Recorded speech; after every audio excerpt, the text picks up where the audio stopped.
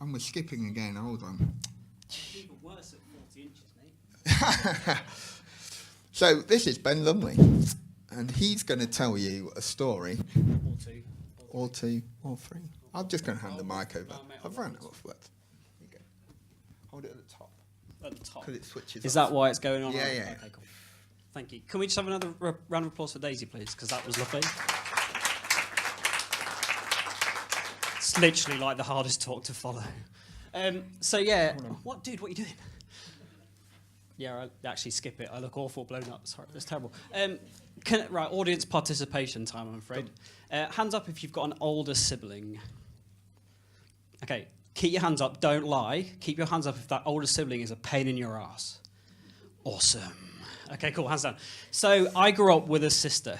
I still have a sister. I mean, don't get me wrong. So I grew up with a sister, and she was just very talented, very book smart, very school smart. Kind of knew what she was doing, and as a little brother, I always kind of wanted to follow in her footsteps, I guess, which is kind of normal, I think, if you've got older siblings. And I remember sitting in, I'd started playing the drums at about 11 or 12. I was rubbish. Back then I was rubbish, didn't think I was any good. But I remember sitting in a music lesson, with our head of music. And he asked some question, and I volunteered, and he looked me dead straight in the eye in front of 35 other kids and went, "You're not as clever as your sister, are you?" Like, it still makes me feel sick now. It was horrible. And I've kind of had lots of no's. I've had lots of, "You're not as good," or "You shouldn't do that," in lots of things. And what that has encouraged me to do over the last, I'm not going to reveal my age, but quite a few years, is it's encouraged me to stay safe and to play safe. I went to my careers advisor, bullish with the idea that I was going to become a professional drummer at the age of 14, 15. Had found this really cool music school in London, thought it'd be brilliant, and she's like, "You're not good enough, so probably find something else." So I played safe, and I apologise for anybody in the room, but I went into teaching because that's just what we did in my family. Everyone apart from my dad is pretty much a teacher. And I played safe for years and years and years and years and years. And I picked up a camera about 10 years ago and just started taking pictures of everything. Like, literally everything. I have taken pictures of teddy bears. I have taken pictures of bottles of whiskey, empty bottles of whiskey, I'd like to add. And I just take pictures all the time. And there was a part of me, as soon as I picked that camera up, that knew that I loved it. Because for an awful long time, when I was in playing it nice and safe in lots of other jobs, I never quite felt like I fitted.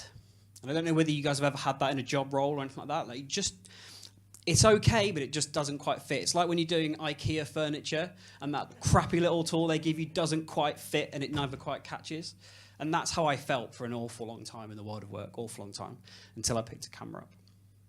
And even when I was learning to take photos and doing crazy photo things like, you know, that first ever wedding that you get as a photographer, as a sort of amateur and stuff, people always were like, "You're not going to be able to do this full time, you're not very good," or "You shouldn't do it because it's really risky," or, you know, "Play safe, stay in that nice, comfortable 9-to-5 job." And then 2 years ago, on a Monday morning, I was like, bollocks to it. And I quit my job, and I moved on to literally start a photography business with nothing. No savings, no clients. Rented house that I was struggling to pay for at the time anyway. 2 kids to support, literally nothing. And I grafted and grafted. Lots of people in the industry, in the sports industry, were like, "You shouldn't take photos like that because those aren't the ones that sell. You shouldn't take photos like that. That's not what clients want to hear. Want to have. Lots of no's. Lots of, "You shouldn't do this. No, you can't do that.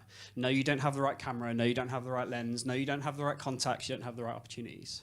And what I did is I grafted for what felt like forever. I remember sitting once. It sounds romantic, but trust me, it isn't, right? Sat at home on my reclining leather couch, candles all lit. Do you know those little things you can get from Panda? They're like streams of Christmas lights, and they take like 2 batteries. Yeah, I had some of those. Purely because I'd turned the electric off because I couldn't afford to put electric on the meter. I had no food, particularly in the cupboards, and I wasn't really eating at times because I was saving food for the weekends when the kids came, because I didn't want them to suffer for me going through what I was going through.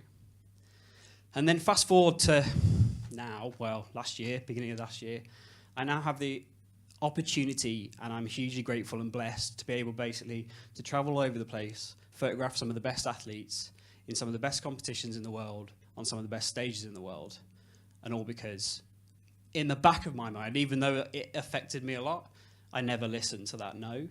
Those kind of, you shouldn't do this, you shouldn't do that. But there's also a power in saying no to other people. I've turned down quite a lot of work because it just didn't feel right for me. So my next door neighbour who was like, oh, I've got a new puppy, will you come and take photos of it? Nope. One, you're not going to pay me, and two, I don't really fancy it. I've turned down some of the biggest races in the world because they didn't want to work with me the way I wanted to work. And there's a power in saying no, and there's a power in people saying no to you and you letting that drive you forward.